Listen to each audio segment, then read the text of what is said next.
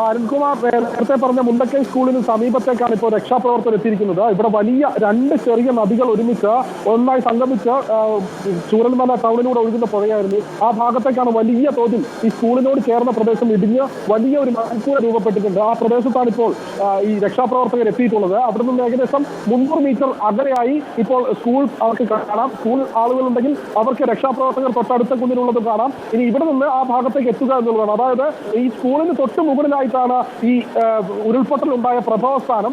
ആ ഭാഗത്തു നിന്നാണ് വലിയ തോതിൽ മണ്ണിടിച്ചിലുണ്ടായി ഒരു പ്രദേശം മുഴുവൻ തുടച്ചു നീക്കി 100-ലധികം. ദീപക്, ഇപ്പോ അവിടെ കാണാൻ കഴിയുന്നത് എന്താണ് ആ ഭാഗത്ത്? അതായത് മുണ്ടക്കൈ സ്കൂളിന്റെ പരിസരത്ത് നേരത്തെ രാഘവൻ വിളിച്ചു പറഞ്ഞ സ്ഥലത്തുള്ള ആളെ നമുക്ക് കാണാൻ കഴിയുന്നുണ്ടോ? ആ ഭാഗത്ത് കൂടുതൽ വീടുകൾ തകർന്നതായി കാണാൻ കഴിയുന്നുണ്ടോ? ആ ഭാഗത്ത് അവിടെ കൂടുതൽ രക്ഷാസംഘം അങ്ങോട്ട് വരേണ്ടതുണ്ടോ? ആ ഭാഗത്ത് അരുൺകുമാർ, നിലവിൽ ഇപ്പോൾ ഈ ഭാഗത്തേക്ക് സ്കൂളിന് സമീപത്തേക്ക് രക്ഷാപ്രവർത്തകർ എത്തിക്കൊണ്ടിരിക്കുകയാണ്. ഈ സ്കൂളിനോട് ചേർന്നുള്ള പ്രദേശമാണ് ഇടിഞ്ഞ് വലിയ തോതിൽ മണ്ണിടിഞ്ഞ് പ്രദേശം. നിർഭാഗ്യം കൊണ്ട് മാത്രമാണ് സ്കൂൾ കെട്ടിടം ഇപ്പോഴും അവശേഷിക്കുന്നത്. നമുക്ക് ദൃശ്യങ്ങൾ അല്പസമയത്തിനുള്ളിൽ ലഭ്യമാകും. ഈ ദൃശ്യങ്ങൾ നമുക്ക് കൃത്യമായി തന്നെ കാണാൻ കഴിയും. ഈ സ്കൂളിനോട് ചേർന്ന പ്രദേശം ഇടിഞ്ഞ് വലിയൊരു മൺകൂര രൂപപ്പെട്ട് വലിയ പാറകൾ ഉരുണ്ട് ഈ ഒരു പ്രദേശം.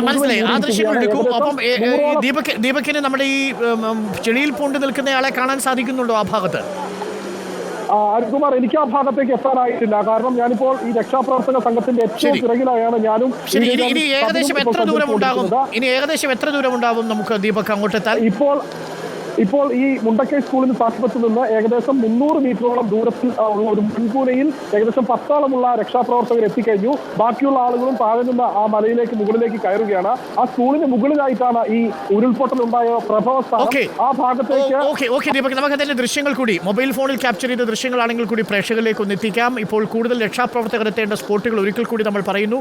ഒന്ന്, മുണ്ടക്കൈയിൽ നിന്നുള്ള ജനപ്രതിനിധികൾ പറഞ്ഞതനുസരിച്ച് മുണ്ടക്കൈ സ്കൂളിന്റെ പരിസരം. രണ്ടാമത്തത് മുണ്ടക്കൈ ബസ് സ്റ്റാൻഡ് പരിസരം. മൂന്നാമത്തത് ട്രീ വാലി റിസോർട്ടിൻ്റെ പരിസരം. ഈ മുണ്ടക്കൈ അമ്പലത്തിൻ്റെ പരിസരം. ഇങ്ങനെ 4 സ്പോട്ടുകൾ അവിടെ രക്ഷാപ്രവർത്തനം കൂടുതൽ ആവശ്യമുള്ള ആളുകൾ കുടുങ്ങിക്കിടക്കുന്ന സ്ഥലങ്ങളാണ് അത് എന്ന് പ്രേക്ഷകരെ നമ്മൾ അറിയിക്കുന്നു. ഇപ്പോൾ അല്പസമയത്തിനുള്ളിൽ നമ്മൾ നേരത്തെ സൂചിപ്പിച്ച മുണ്ടക്കൈ സ്കൂളിൻ്റെ ഭാഗത്ത് ചെളിയിൽ പൂണ്ടൊരാൾ നിൽക്കുന്നു. അവിടേക്ക് രക്ഷാപ്രവർത്തകർ എത്തേണ്ടതുണ്ട്. അയാൾ നിസ്സഹായനാണ്. അവിടെ രക്ഷാപ്രവർത്തനം നടത്തി അയാളെ രക്ഷിക്കാൻ കഴിയാത്ത സാഹചര്യമുണ്ടെന്നും അവിടെയുള്ള രാഘവൻ പറയുന്നു. അവിടെ ജനപ്രതിനിധിയാണ്. സാനിയോ മനോമിയിലേക്ക് കൂടി നമ്മൾ ഒരിക്കൽ കൂടി തിരിച്ചു പോകുന്നു. സാനിയോ മനോമി, ഇപ്പോൾ ചൂരൽമലയിൽ നിന്നുള്ള ഏറ്റവും ഒടുവിലത്തെ കാഴ്ചകളും ദൃശ്യങ്ങളും എന്താണ്? രക്ഷാപ്രവർത്തകർക്ക് ഇപ്പോൾ ഏകദേശം അവിടെ തകർന്ന വീടുകളിൽ പെട്ടവരെ രക്ഷിച്ചെടുക്കാൻ സാധിച്ചിട്ടുണ്ടോ? ഇനിയും ഏതെങ്കിലും വീടുകളിലേക്ക് ആക്സസ് ചെയ്യാൻ, അതായത് കുടുങ്ങിക്കിടക്കുന്ന മനുഷ്യർ ചൂരൽമല ഭാഗത്തുണ്ടോ? നമ്മളെല്ലാ കണ്ണുകളും ഇപ്പോൾ മുണ്ടക്കൈയിലേക്കാണ്. കാരണം ദുരന്തത്തിൻ്റെ വലിയ വ്യാപ്തി മുണ്ടക്കൈയിലുണ്ടെന്ന് മനസ്സിലാക്കുന്നു. പ്രഭവ കേന്ദ്രമാണ്. ചൂരൽമലയിലെ ഇപ്പോഴത്തെ അവസ്ഥ എന്താണ്? എല്ലാ വീടുകളിലും ഇപ്പോൾ ഒരു പ്രാഥമിക തെരച്ചിൽ കഴിഞ്ഞോ?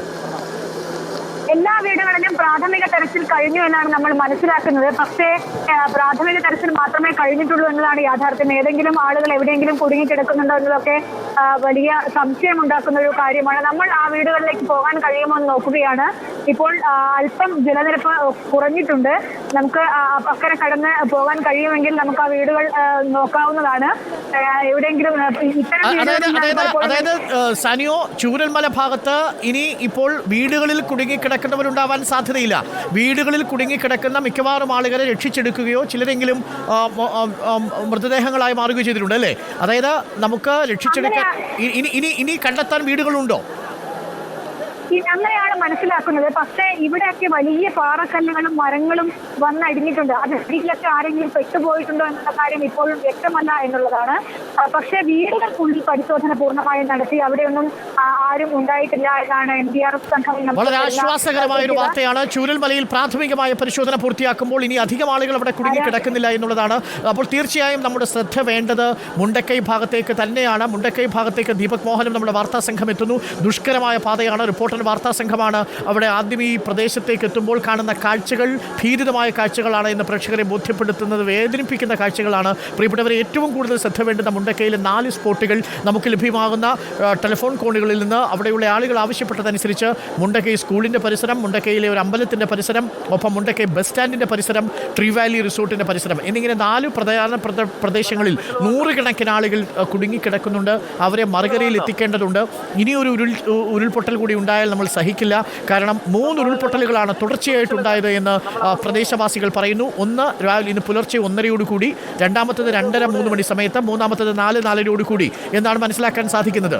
അതിൽ മുണ്ടക്കൈ ഭാഗത്തേക്കുള്ള പാലം പൂർണ്ണമായും ഒലിച്ചു പോയതോടെ അവിടേക്ക് ആർക്കും എത്തിപ്പെടാനാവാത്ത സ്ഥിതിയായിരുന്നു. വൈദ്യുതി ബന്ധം പൂർണ്ണമായും വിച്ഛേദിക്കപ്പെട്ടു.